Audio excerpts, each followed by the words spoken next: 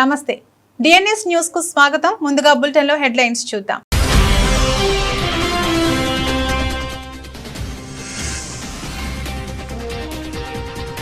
భద్రాద్రి జిల్లా బెండలపాడులో ఇందిరమ్మ ఇళ్లు ప్రారంభించిన సీఎం.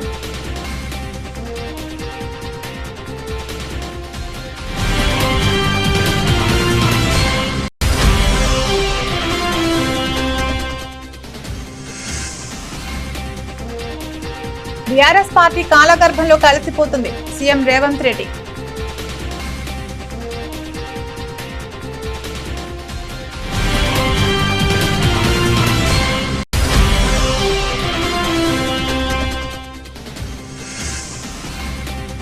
బీఆర్ఎస్ పార్టీని నాశనం చేసేందుకు కుట్ర పన్నుతున్నారు. హరీష్ రావుపై సంచలన వ్యాఖ్యలు చేసిన కవిత.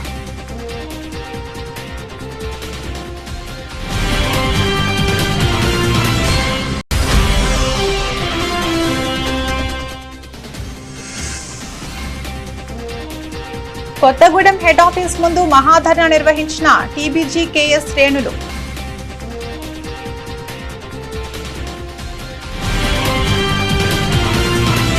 భద్రాద్రి జిల్లా బెండలపాడులో సీఎం రేవంత్ రెడ్డి ఇందిరమ్మ ఇళ్లను ప్రారంభించారు. గ్రామ దేవతకు సీఎం ప్రత్యేక పూజలు నిర్వహించారు. ఈ సందర్భంగా తమకు ఇళ్లు కేటాయించినందుకు రేవంత్ లబ్ధిదారులు సన్మానించారు. నిరుపేదలకు ఇందిరమ్మ ఇళ్లు అందించడం సంతోషంగా ఉందని సీఎం అన్నారు. మంత్రి పొంగులేటి శ్రీనివాసరెడ్డి, ఎమ్మెల్యే జారె ఆదినారాయణ తదితరులు పాల్గొన్నారు.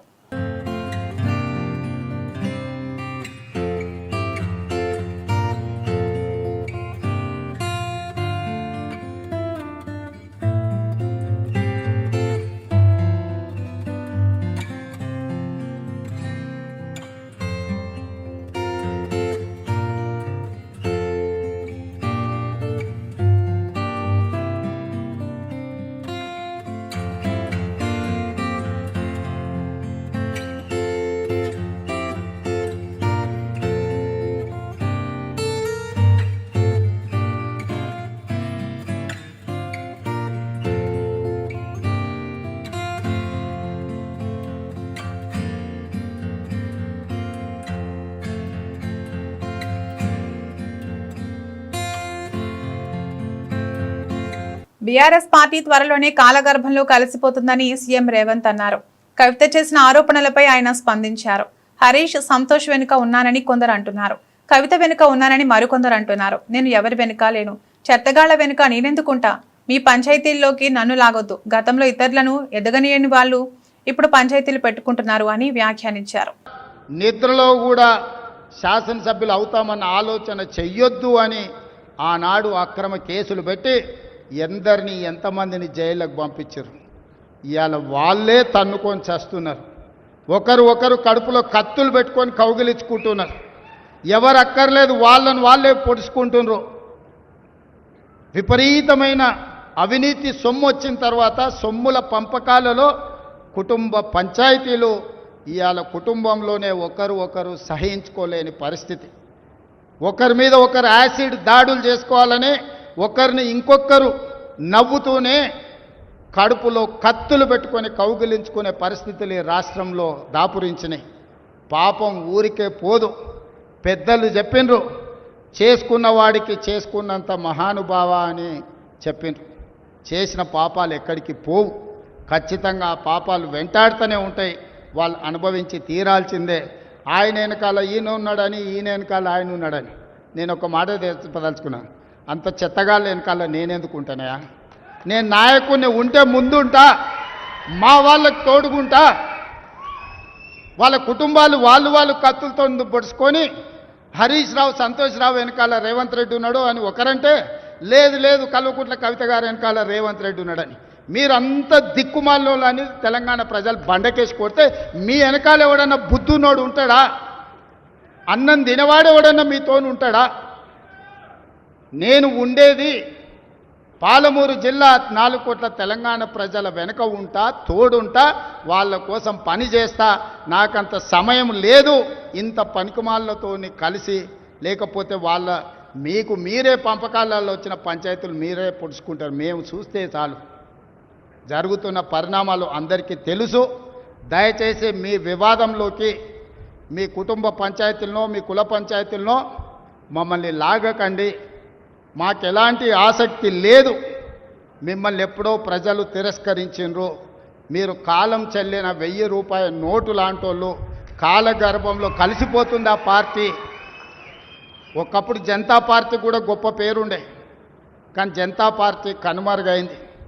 ఆ తర్వాత తెలుగుదేశం పార్టీ ఒక అద్భుతమైన పార్టీ, చాలామందికి అవకాశాలు కల్పించిన పార్టీ. కొంతమంది కుట్రల వల్ల ఆ పార్టీ కూడా ఈరోజు తెలంగాణలో ఒక సమస్యను ఎదుర్కొంటుంది. మరి ఇన్ని దుర్మార్గాలు చేసిన మీరు మాత్రం ఎట్లా మనుగడ సాధిస్తారు? ప్రకృతి అనేది ఉంటుంది, ఆ ప్రకృతి శిక్షిస్తుంది. అందులో మనకి ఎవరికి ఏమాత్రం ప్రమేయం లేదు. రాజకీయాల వైపు పెండింగ్ కార్మిక సమస్యలు పరిష్కరించాలని, 35% లాభాల వాటా వెంటనే చెల్లించాలని కొత్తగూడెంలోని సింగరేణి ప్రధాన కార్యాలయం ముందు మహాధర్నా కార్యక్రమం నిర్వహించడం జరిగింది. ఈ సందర్భంగా యూనియన్ గౌరవాధ్యక్షులు కొప్పుల ఈశ్వర్, యూనియన్ అధ్యక్షులు మిర్యాల రాజిరెడ్డి మాట్లాడుతూ ఎన్నికల్లో అనేక హామీలు ఇచ్చిన గుర్తింపు ప్రాతినిధ్య సంఘాలు హామీలను మరచి యాజమాన్యానికి వత్తాసు పలుకుతూ కార్మిక సమస్యలను గాలికి వదిలేశాయి. కార్మికుల కనీస రోజువారీ సమస్యలు కూడా పరిష్కారం కావడం లేదు. కొత్త హక్కులను సాధించడం మరచి ఉన్న హక్కులను కూడా తాకట్టు పెట్టే పరిస్థితి దాపురించింది. అనంతరం డైరెక్టర్ గారికి వినతి పత్రం ఇవ్వడం జరిగింది.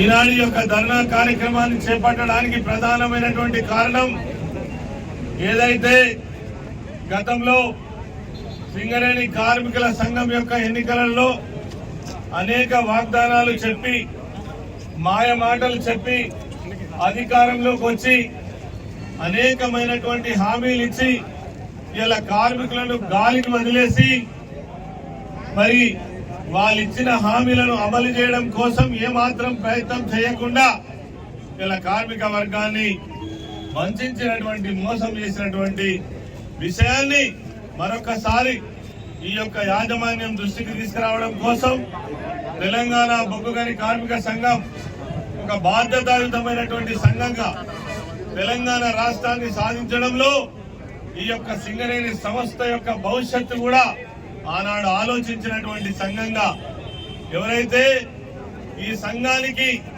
ఆ రోజు అంకురార్పణ జరిపినటువంటి మన అధినాయకులు కేసీఆర్ గారి నాయకత్వంలో తెలంగాణ రాష్ట్ర ఉద్యమంలో సింగరేణి కార్మిక శక్తి, సింగరేణి కార్మిక లోకమంతా కూడా ఏకతాటిపైకి వచ్చి ఆ రోజు తెలంగాణ ఉద్యమానికి మద్దతు పలికినటువంటి విషయాన్ని గుర్తుంచుకొని సింగరేణి సంస్థని ఎట్టి పరిస్థితుల్లో కాపాడాలని, ఈ సింగరేణి సంస్థను అభివృద్ధి చెందాలని, దీన్ని ఇంకింత ముందుకు తీసుకుపోవాలని అనేక విధాలుగా ప్రణాళికబద్ధంగా ఈ యొక్క సంస్థ మనుగడ కోసం, సంస్థ యొక్క లాభాల కోసం అనేక చర్యలు తీసుకోవడం జరిగింది.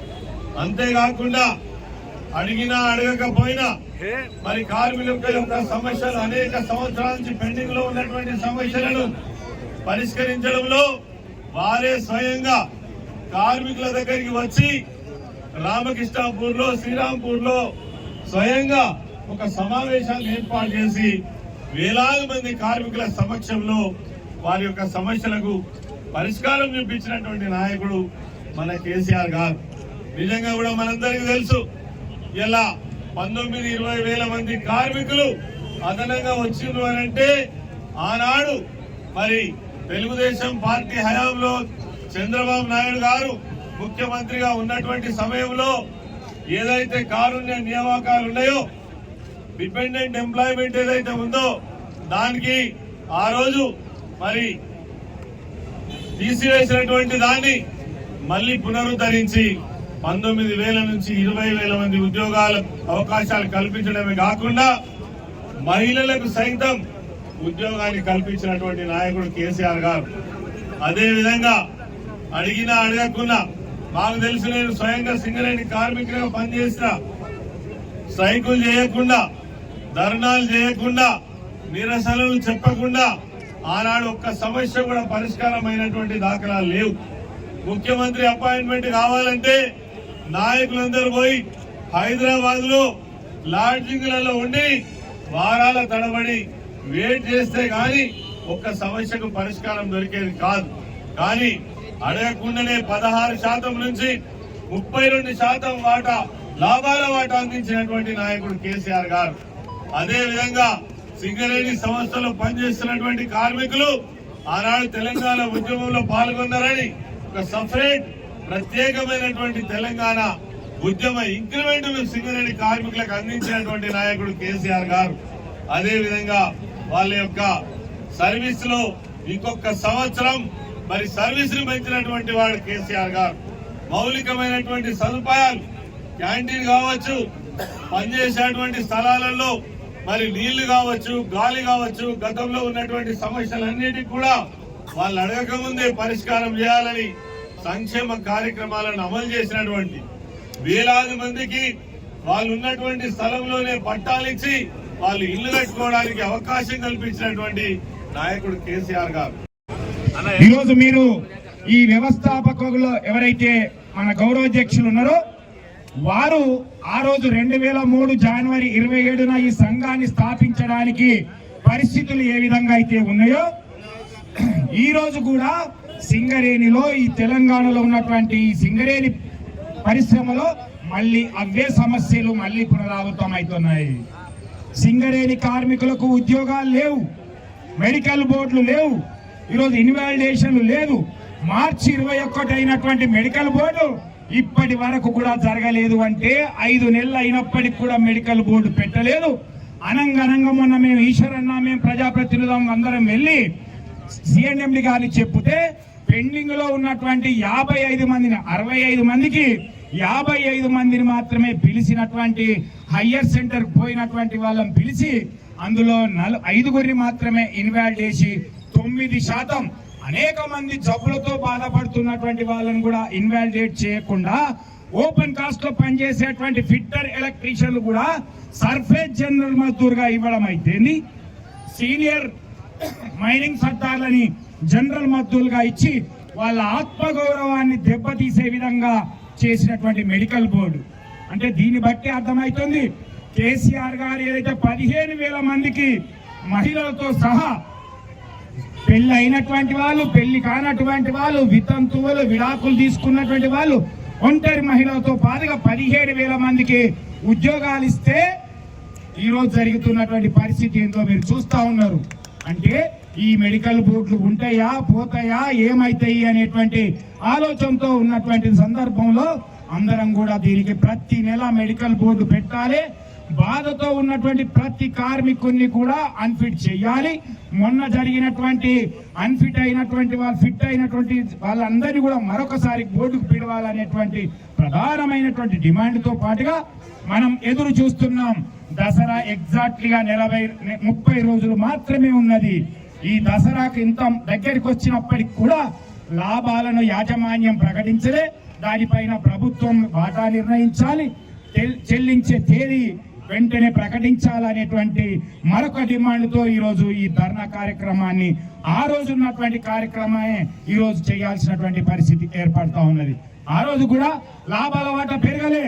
కేసీఆర్ గారు వచ్చిన తర్వాతనే లాభాల వాటలో పెరుగుదల అనేది వచ్చింది.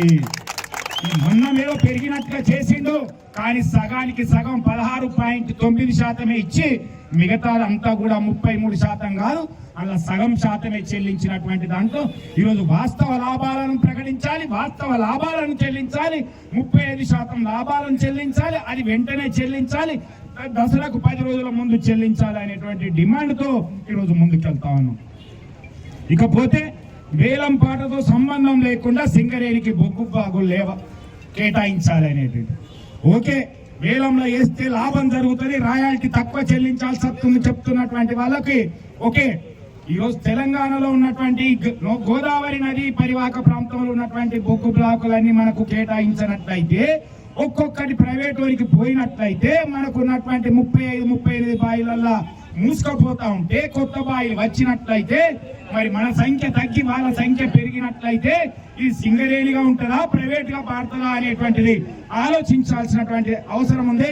అందుకే ఈ యొక్క బొగ్గు బ్లాకులు వెంటనే మనకు ప్రకటించాలి అనేటువంటిది, వేలం లేకుండా ఇవ్వాలనేటువంటిది ఒకటి. అందుకే సమయం అవుతున్నటువంటి సందర్భంలో మన గౌరవ అధ్యక్షులు మాట్లాడినటువంటి అవసరం ఉన్నది. కాబట్టి పోలీసు మిత్రులకి ఒకటే, త్వరలోనే ఎస్కేఎం కేంద్ర రాష్ట్ర కమిటీల పిలుపులో భాగంగా జిల్లా కమిటీ ఆధ్వర్యాన అంతర్గా మండల తహసీల్దార్ గారికి మెమరాండం ఇవ్వడం జరిగింది.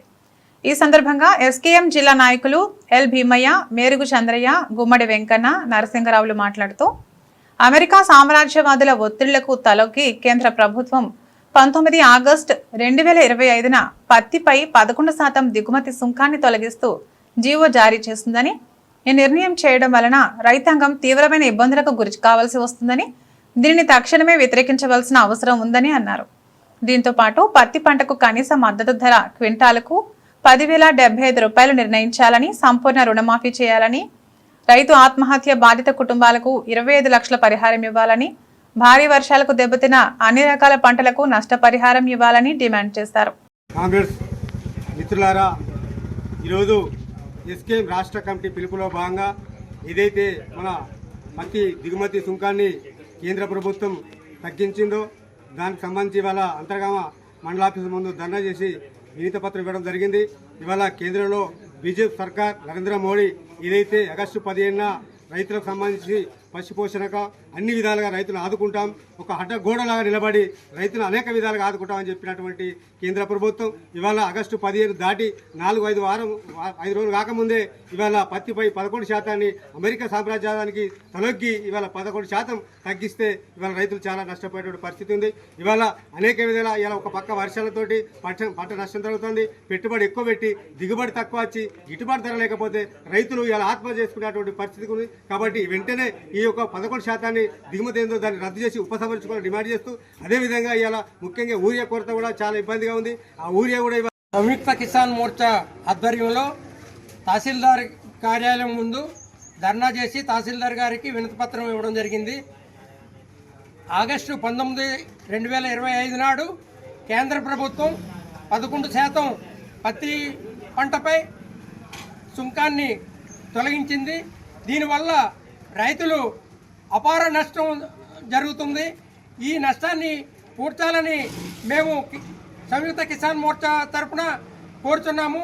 అలాగే రైతులు పండించిన పంట అంతా నష్టదాయకంగా అమలు చేస్తుంది.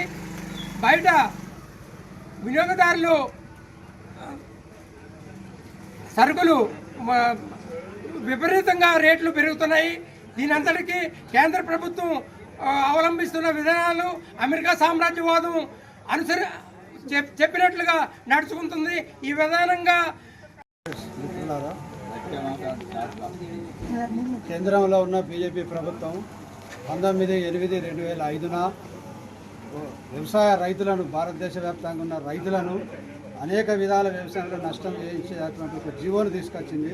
ఆ జీవో ఇతర దేశాల నుంచి ఏదైతే అమెరికా సామ్రాజ్యవారికి తరొక్కి అక్కడి నుంచి వస్తున్న పత్తికి ఏదైతే సుంకం ఉన్నదో ఆ సుంకాన్ని 11% తగ్గింపు చేసి జీవో విడుదల చేయడం జరిగింది. ఆ జీవో ద్వారా మన యావత్ భారతదేశ రైతాంగానికి చాలా నష్టం ఉన్నది. గతంలో 7,700 క్వింటాలకు నంబర్ 1 పత్తికి 8,000 ఉన్నటువంటిది ఇప్పుడు 6,000 కూడా పడిపోయే అవకాశం ఉంది. అసలే రైతులు వరదల వల్ల, అతి భారీ వృష్టి వల్ల నష్టపోయిన రైతులు అనేక ఆత్మహత్యలు చేసుకున్న వేల సంఖ్యలో ఉన్న దేశవ్యాప్తంగా. కాబట్టి ఈ యొక్క జీవోను వెంటనే ఉపసంహరించుకోవాలి కేంద్ర ప్రభుత్వం అని చెప్పి సంయుక్త కిసాన్ మోర్చా ఎస్కేఎం కేంద్ర రాష్ట్ర ప్రభుత్వాలు పిలుపునిచ్చాయి. అందులో భాగంగానే ఈరోజు 2 తెలుగు రాష్ట్రాలలో కూడా అన్ని మండల కేంద్రాల్లో తహసీల్దార్కి మేరల ద్వారా తెలియజేయడం జరిగింది. ఇది అమలు, దీని జీవోను రద్దు చేసేంత వరకు కూడా ఈ యొక్క అన్ని ప్రతిపక్ష పార్టీలన్నీ కూడా ఏకమై, అన్ని రైతు సంఘాలు కూడా ఏకమై పోరాటం చేయాలని, దీన్ని పెద్ద ఎత్తున జిల్లా వ్యాప్తంగా అవసరమైతే రాష్ట్ర వ్యాప్తంగా కూడా పెద్ద ఎత్తున దీనికి ఉద్యమాలు చేసి ఈ యొక్క జీవోను రద్దుకై మనందరం పోరాడవలసిన అవసరం ఉన్నది. అదేవిధంగా ఈ రైతు పండించిన పంటకు కూడా సీటు అంటే దాదాపు స్వామినాథన్ కమిషన్ సిఫారసుల ప్రకారం ఒక పత్తి క్వింటాలకు 10,075 రూపాయలు కూడా ఇవ్వాలని ఉన్నది. కాబట్టి ఆ విధంగా కూడా కేంద్ర ప్రభుత్వం అమలు చేయాలని, అదేవిధంగా కౌలు రైతులను, వ్యవసాయ రైతులను కూడా ఉపయోగపడే విధంగా ఏదైతే సన్నకారు, చిన్నకారు వ్యవసాయ కార్మికులకు కూడా ఉపయోగపడే విధంగా కూడా ఉపాధి గ్రామీణ మహాత్మా గాంధీ జాతీయ గ్రామీణ ఉపాధి పథకం ఏదైతే ఉన్నదో దాన్ని కూడా పటిష్టంగా అమలు చేసి ప్రతి ఒక్క ఉపాధి కార్మికుని కూడా 200 దినాలు చేసి దాన్ని రోజువారీ కూలి 600 చేయాలని కూడా మా యొక్క ఎస్కేఎం పిలుపునిస్తుంది. వీటన్నిటి కోసం కూడా అన్ని పార్టీలు కూడా అన్ని రైతు సంఘాలు ముందుకు రావాలని విజ్ఞప్తి చేస్తూ ముగిస్తున్నాం. బీఆర్ఎస్ పార్టీ సభ్యత్వానికి ఎమ్మెల్సీ పదవికి రాజీనామా చేస్తున్నట్లు కల్వకుంట్ల కవిత ప్రకటించారు. రాజీనామా లేఖను మండలి చైర్మన్ కు, పార్టీ సభ్యత్వ రాజీనామా పత్రాలను తెలంగాణ భవన్ కు పంపిస్తానని ఆమె తెలిపారు. నిన్న ఆమెను బీఆర్ఎస్ నుంచి సస్పెండ్ చేసిన విషయం తెలిసిందే. తాజాగా ఆమె రాజీనామా చేయడంతో పూర్తిగా పార్టీకి దూరం కానున్నారు. నక్కజిత్తుల్ని దయచేసి గమనించండి. ఇలా నేను బయట పోతా కావచ్చు, నాదేముంది, ఉద్యమంలోకి వెళ్ళి వచ్చినా మళ్ళీ ఉద్యమంలోకే పోతా. నాకు భయం ఏముంటుంది, నాకు ఎన్నడూ పదవుల మీద ఆశ లేదు.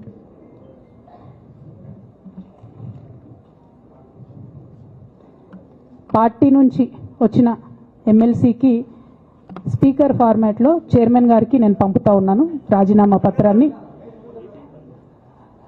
అట్లానే బీఆర్ఎస్ పార్టీ ప్రాథమిక సభ్యత్వానికి కూడా గౌరవ పెద్దలు కేసీఆర్ గారికి రాజీనామాను పంపుతా ఉన్నాను. దీన్ని మన రావుల చంద్రశేఖర్ రెడ్డి గారికి తెలంగాణ భవన్కి వారికి నేను పంపుతా ఉన్నాను. ఎందుకు ఇవి ఇప్పుడే చూపించినా అంటే పదవుల మీద నాకు ఎప్పుడు ఆశ లేదు. మేము ఉద్యమంలోకి వచ్చింది ఎందుకంటే మా నాన్న ఒక్కరు ఇంత ఒంటరి పోరాటం చేస్తున్నారు, ఎంత వీలైతే అంత ఆయనకు మద్దతు ఇవ్వాలని వచ్చినాం. ఐఎఫ్టియు ఆధ్వర్యంలో సెప్టెంబర్ 5న హైదరాబాద్ లో జరిగే సదస్సు వాల్ పోస్టర్ ను సింగరేణి RG1 డివిజన్ పరిధిలోని రైల్వే సైడింగ్ వద్ద ఆవిష్కరణ చేయడం జరిగింది. ఈ సందర్భంగా ఐఎఫ్టియు జిల్లా అధ్యక్షులు ఈ నరేష్ మాట్లాడుతూ, దేశంలో ప్రభుత్వ రంగ పరిశ్రమల్లో పనిచేస్తున్న కాంట్రాక్ట్ అవుట్సోర్సింగ్ కార్మికులకు సుప్రీంకోర్టు తీర్పు ప్రకారం సమాన పనికి సమాన వేతనం చెల్లించాల్సిన అవసరం ఉందని, కేంద్రంలోని నరేంద్ర మోడీ ప్రభుత్వం అత్యున్నత న్యాయస్థానం ఇచ్చిన కోర్టు తీర్పును అమలు చేయకుండా దేశంలో ఉన్నటువంటి కోట్లాది మంది కాంట్రాక్ట్ అవుట్సోర్సింగ్ కార్మికుల పొట్టలు కొడుతున్న పరిస్థితి ఉందన్నారు. రాష్ట్రంలో ఏ పార్టీ ప్రభుత్వం అధికారంలో ఉన్నప్పటికీ సుప్రీంకోర్టు తీర్పును అమలు చేయకుండా ఆ యొక్క తీర్పును తొక్కిపెడుతున్న పరిస్థితి కొనసాగుతుందన్నారు. భారత కార్మిక సంఘాల సమాఖ్య IFTU రాష్ట్ర కమిటీ పిలుపు మేరకు ఈ నెల 7వ తేదీన హైదరాబాద్ సుందరయ్య విజ్ఞాన కేంద్రంలో కాంట్రాక్ట్ అవుట్సోర్సింగ్ మరియు స్కీమ్ వర్కర్ల సమస్యలపైన రాష్ట్ర స్థాయి సదస్సును నిర్వహించబడుతోంది. ఈ యొక్క సదస్సులో అన్ని రంగాల కార్మికులు పాల్గొని సదస్సును విజయవంతం చేయాల్సిందిగా IFTగా పిలుపునిస్తూ ఉన్నాం. ఇవాళ దేశంలో అనేక ప్రభుత్వ రంగ పరిశ్రమల్లో పనిచేస్తున్నటువంటి కాంట్రాక్ట్ అవుట్సోర్సింగ్ కార్మికులు చాలా దీనమైన స్థితిలో ఉన్నటువంటి పరిస్థితి కొనసాగుతూ ఉంది. కనీస వేతనాలు లేవు, చట్టబద్ధ హక్కులు లేవు, పని భద్రత లేదు.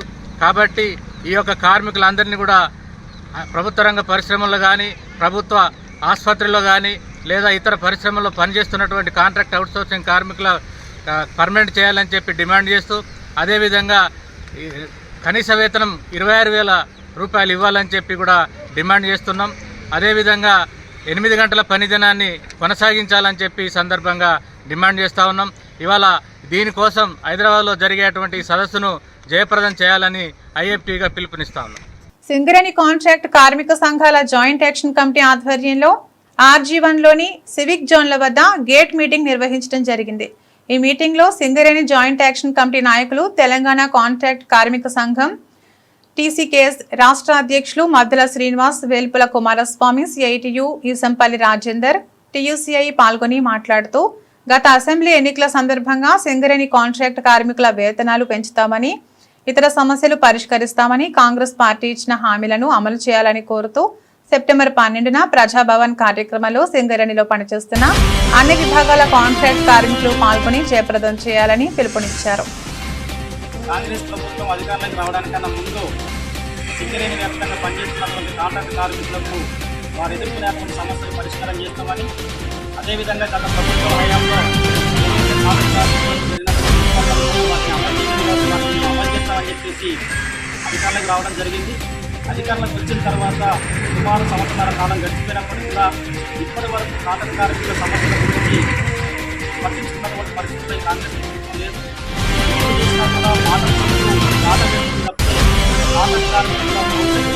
ఆలోచిస్తున్నటువంటి పరిస్థితి లేదు.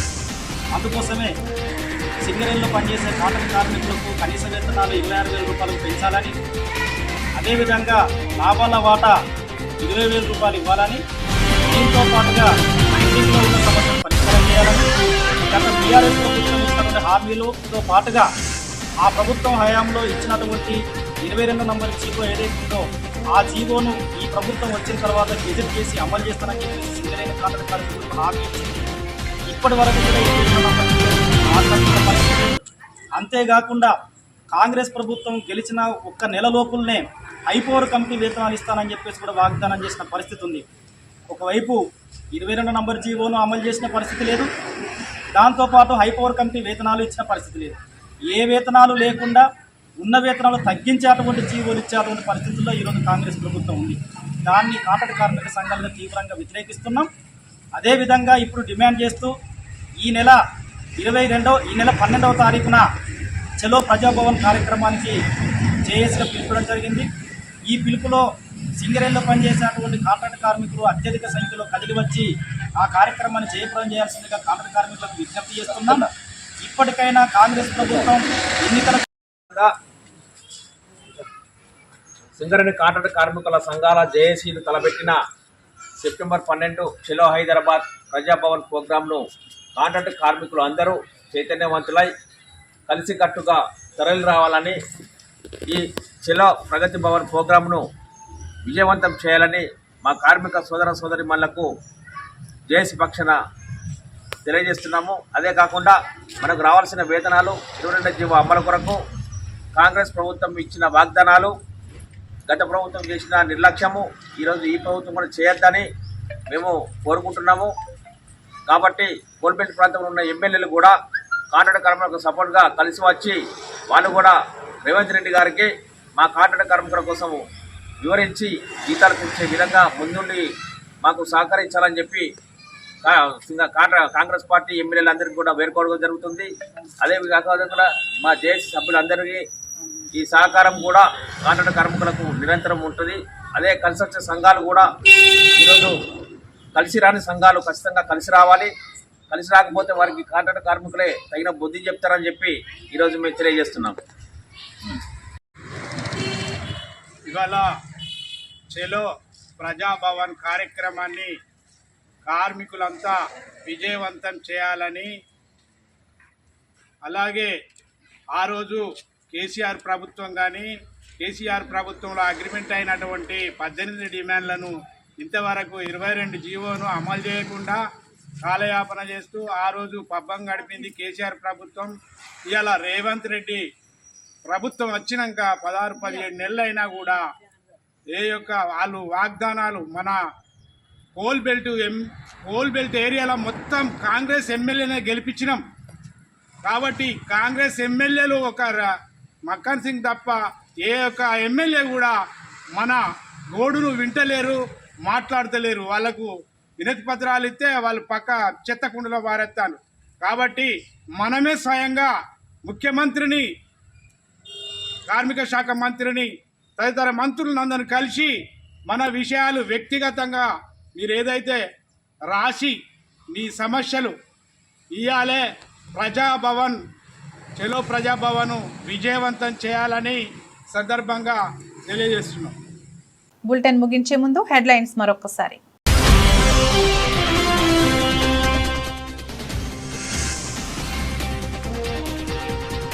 భద్రాద్రి జిల్లా బెండలపాడులో ఇందిరమ్మ ఇళ్లు ప్రారంభించిన సీఎం.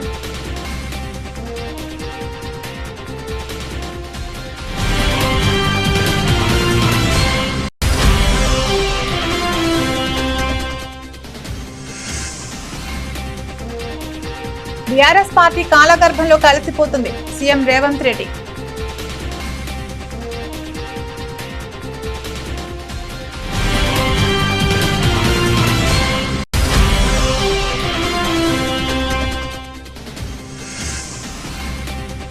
బీఆర్ఎస్ పార్టీని నాశనం చేసేందుకు కుట్ర పన్నుతున్నారు. హరీష్ రావుపై సంచలన వ్యాఖ్యలు చేసిన కవిత.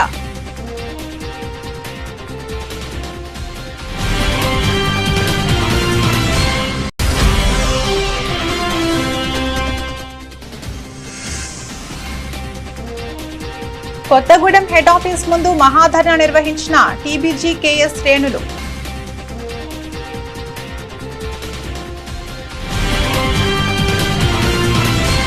ఇవి ఇప్పటివరకున్న బులెటిన్ అప్డేట్స్. మరో బులెటిన్లో మళ్ళీ కలుద్దాం. నమస్తే.